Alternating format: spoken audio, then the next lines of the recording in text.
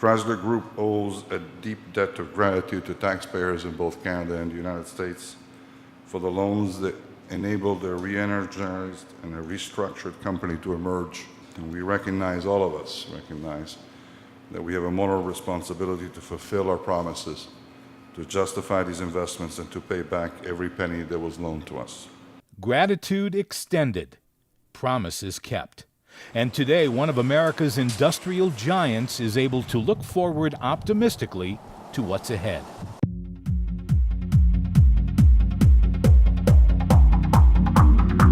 The resurgence of Chrysler is a national story of recovery on many levels, involving workers and companies from all 50 states.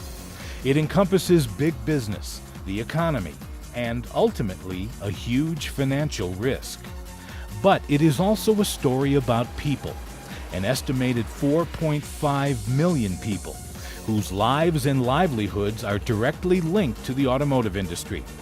These people include Chrysler's salaried, hourly, and contract workers, dealers, suppliers, and parts services employees, and retirees, all with a stake in the company's success, a success that was in question just 2.5 years ago. Flashback to October 2008. The National Auto Dealers Association reports year-to-date U.S. auto sales are down 31%. Layoffs and plant closures are rumored throughout the Auburn Hills complex.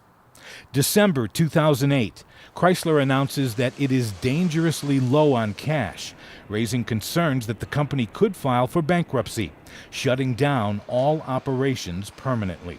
Among those plants slated to be closed is Sterling Heights Assembly, which is scheduled to be shuttered for good at the end of 2010. In late December 2008, President George W. Bush announces a $13.4 billion rescue loan for the American automakers, including Chrysler. June 10, 2009, a landmark day for the company, as the sale of most of Chrysler's assets to New Chrysler, now known as Chrysler Group LLC, is completed. The federal government seals the deal with $6.6 billion in financing. And Sergio Marchionne delivers a special message to workers at Chrysler headquarters in Auburn Hills. It is my great privilege to greet you as your new Chief Executive Officer.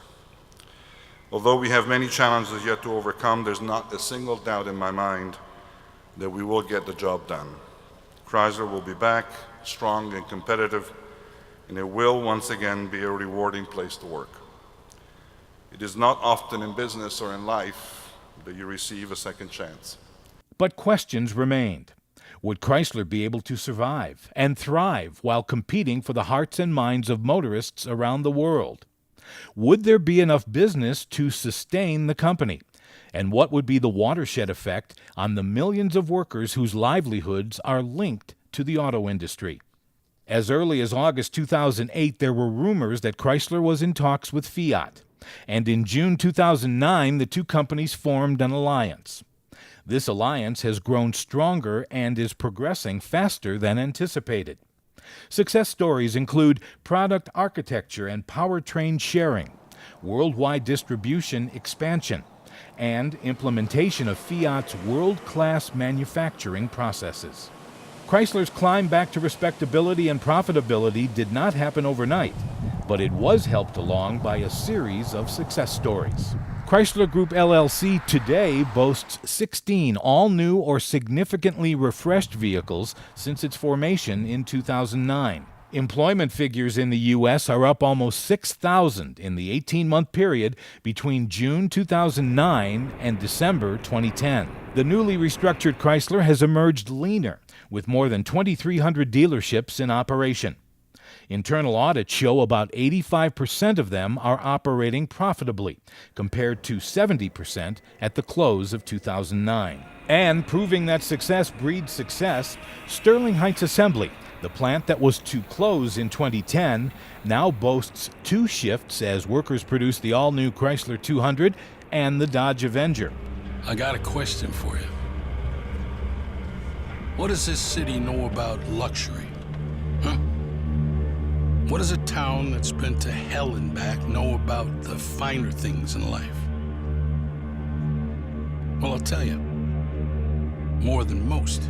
And then, without a word of warning, Chrysler makes a bold statement to the world, nearly upstaging Super Bowl 45 with its precedent-setting 2-minute commercial announcing the arrival of the Chrysler 200, with the memorable tagline, "Imported from Detroit."